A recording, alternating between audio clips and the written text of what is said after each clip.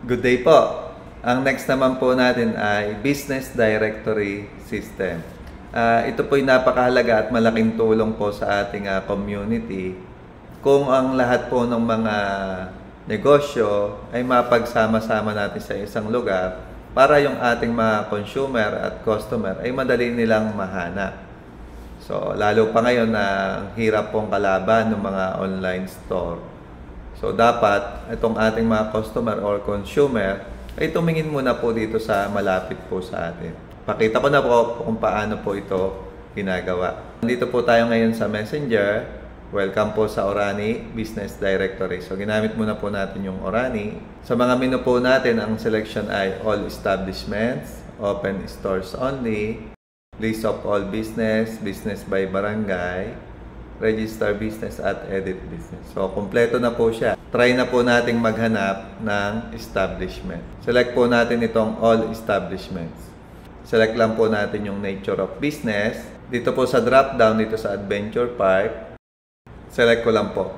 Kung mapapansin nyo po, Adventure Park, Agricultural Supply, so Breakfast Meal, Amusement.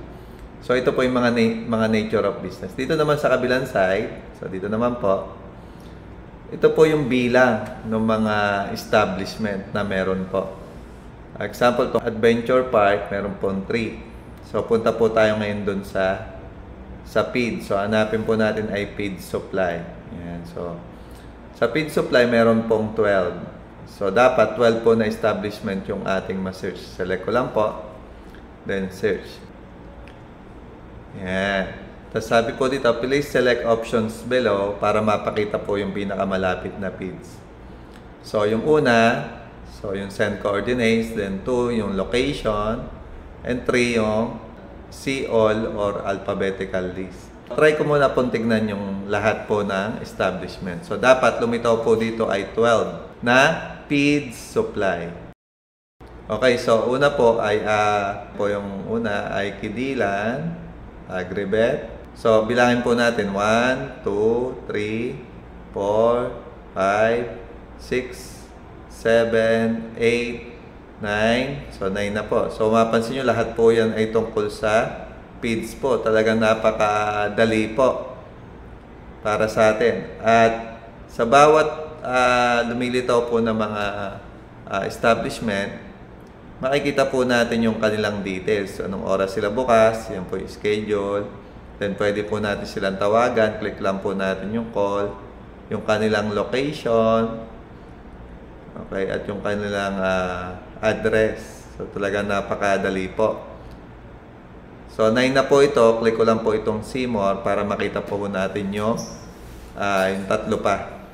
Okay, so 1, 2, 3. So, wala na po. So, ganun lamang po kadali. Talagang napakagaang po ng paghahanap. Okay, so try pa ho nating maghanap ng iba. So, click ko lang po itong search again. Okay, click ko lang po yung all establishments. Kagandahan pa ho dito ay talagang 24/7 po ito na pwede nyo pong gamitin. Okay, nature of business. So, example, hanap naman tayo ng mga auto supply. Yan. So, select ko lang po uli yung drop down. So, yung auto supply po meron pong 4. Select ko po, then search. And then see all. So, dapat 4 po ang lumitaw na auto supply. Yan. So, una po itong Detrus, JLBC, Raman, at Roma. Okay, so ito pong isa ay Kaparangan, Parang-Parang, Mariape, at Kaparangan. Ngayon, try po nating i-search naman kung ano po yung pinakamalapit. So, try po nating gamitin yung send coordinates. So, select ko po. So, ito yung ating guide para kung hindi po kayo familiar sa coordinates. Then, open lang po natin yung maps. Yan. So, example, dito po yung aking location. Okay, hold lang po natin hanggang lumitaw po yung drop pin. Yan po sa ilalim.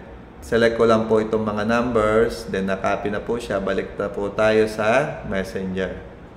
Ngayon, i-paste po natin. Then, wait lang po. So ngayon po, ipapakita niya po yung in order ng pinakamalapit po sa atin. Ang una niya pong binigay ay si JLBC, Parang-Parang. Next, yung Kaparangan. Next, yung Mariape. Then Kaparangan po uli. Talagang napaka-ginhawa po nitong ating sistema na ipapakita niya pa yung pinakamalapit. So, paano natin malalaman ngayong malapit? So, pwede po natin i-click itong check location. Select ko lang po. Yan. So, mapansin niyo po dito, sabi niya ay 4 minutes. Okay. So, try naman natin yung isa, yung kasunod niya. Check location. So, kung yung isa po ay 4 minutes, dapat po ito ay mas mataas po ng konti. O, tama po. 5 minutes naman. At napapakita niya pa yung location, paano pumunta. Select lang po natin yung start at ituturo na po sa atin na Google Maps yung direction. So, talagang napakaginhawa po nitong ating system. At talagang napapanahon po na lalo pa ngayon ay panahon na po talaga ng technology. At dapat po talagang makinabang ay malapit mo ng tindahan sa atin bago po tayo maghanap po sa mga malalayong tindahan. Thank you po. Ang next naman po natin, paano naman po mag-register ng business dito sa ating business directory. Okay, mapansin niyo po dito sa ating menu. Okay, swipe lang po tayo sa right. Meron po dito register business. So, select lang po natin. So, good day Sir Sunny, kayo po ba ang may-ari or representative ng store? So, example, yes, select lang po natin. Sundan lang po natin yung mga questions. Okay, then select po natin yung nature ng ating business. So, example tayo po ay feed supply. So, hanapin lang po natin yung feed supply or yung mga related din po sa kanya. So, pwede tayo mag-select ng kahit ilan po. So, mahalaga po ito para mas madali po tayo ma-search ng ating mga customers. So, letter F. So, yan, feed supply. Okay, kung meron po tayong fishing supply, pwede po rin natin yan i-select. Yan, ganun lang po. Then, click ko lang po ang Save Nature. What year po nagsimula? Sample, 2020. Okay, business name o pangalan ng business. Sample, Dylan, and IK, Feed Supply. Yan. Okay, please upload ng latest na mayor's permit. So, sample lang po. Kuha lang tayo ng picture. Yan po yung ating permit. Okay, business address or house number. Sample tayo ay nasa number 8. Okay, street name, Aureliano. Okay, name po ng barangay. Click lang po natin yung selection list. So, tayo po ay nasa Molawi. Yan. Save barangay. Okay, cellphone number po ng business. So, example. So, dyan po tayo matatawagan ng ating mga customer. So, isa pa po, kung meron. Okay, pasend daw po ng picture ng harap ng inyong. Okay, kuha lang po tayo ng picture. Yan. So, yan po yung ating picture. Okay, yung business email. Okay, full name of contact person. Okay, total number of employees, sample less than 10. Okay, so tinatanong na ngayon yung ating schedule. Anong araw daw po tayo open. Example, bukas tayo sa lahat ng araw except Sunday. Yan. So click lang po natin yung mga box. Then save days. Okay, what time daw po tayo nag-o-open. So select lang natin itong opening time. So example, tayo po yung nagbubukas daily ng 6 a.m. Okay, so select lang natin yung date. Okay, next, anong oras naman po tayo nagsasara? So example, ang closing naman natin ay 6 a.m. to 6 p.m. Yan. Okay, select lang natin yung date. Okay, yung Facebook po natin. So important po ito para direct po kayong ma-message ni customer. Paste ko lang po.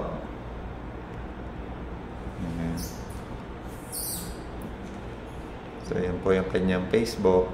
Then, yung ating coordinates, kung saan po tayo nakapwesto. Punta lang po tayo sa maps.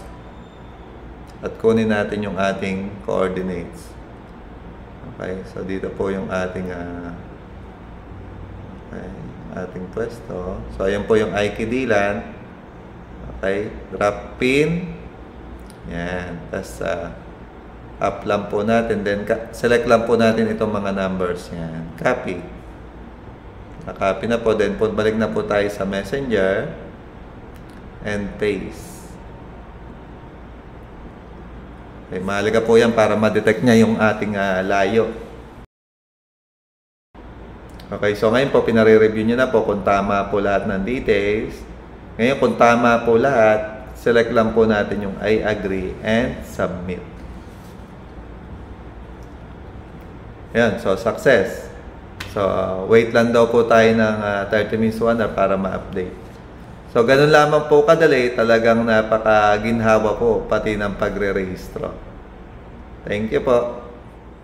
Ang next naman po natin, so paano naman po natin makikita yung ating ni-register kung nag-update nga po sa ating system. So ang ginawa po natin kanina ay yung Aikidilan Feed Supply.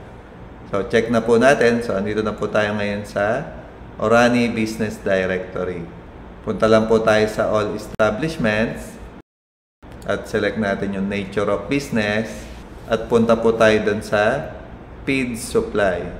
Ayan. So letter F. Okay, so ito po, Feed Supply. Select lang natin, then search. So kailangan lumitaw na po yung ating ni-register kanina. Okay. So dito mo tayo sa See All. Ayan. So since alphabetical po ito, ang ginawa po natin name kanina ay Dilan and Aiki. So letter D. Check po natin letter A, D, D. Oh, yun po. Dilan. So talagang nakikita nyo agad na siya po yung nag-update. Ngayon, mache-check na rin po natin yung kanilang schedule, yung kanilang number. At once na sinelect po natin yung picture, ay dadalhin niya po tayo sa kanyang page. Continue lang po natin. Yan na po siya. So, ganun lamang po kadali. Talagang napaka-convenient po ng ating system. Ngayon, try naman po nating i-search pa rin, pero yung pinakamalapit naman, kung titignan naman po natin kung lilitaw po ng malapit itong Aikidilan. So, ito po yung alphabetical. Siyempre po, kung bibili tayo, siyempre dapat yung pinakamalapit dahil nang una, maaaring kakilala pa natin siya at matipid po sa gas, sa pamasahe. Okay, select lang po natin yung send coordinates. Okay, ngayon, paste lang po natin. So, punta lang tayo sa maps para maan naman kung saan tayong lugar. Example, ako po ay nandito sa digits. Okay, hanggang lumitaw po yung drop pin. Copy ko lang po itong mga numbers. Okay, then balik na po ako sa Messenger at paste po natin yung coordinates. Ganun lang po kadali. Ngayon, wait po natin kung sino pong feed supply ang unang lilitaw. Yan, mapansin mo. Si Dilan and Aiki feed supply po ang pinaka malapit. Okay, ngayon check po natin yung kanyang location. Select lang po natin yung check location. Yan, mapansin nyo po, 1 minute. So, talagang pwede nga pong lakarin, 78 meters. O, back tayo, tingnan naman natin itong si ANG. Check location. O, siya naman po ay 3 minutes. Talagang napakaginhawa po. Dahil pamamagitan lamang ni Messenger ay naituturo sa atin yung pinakamalapit na tindahan. So, minsan pa nga, dahil may mga bago, di na natin alam, meron na palang malapit sa atin. Ganun lamang po kadali. Salamat po. And dagdag ko na lang din, kung gusto nyo naman silang tawagan, click nyo lang po itong call. Na po yung kanyang number. Yan. So, talagang napaka-detailed po nitong ating system. Thank you po.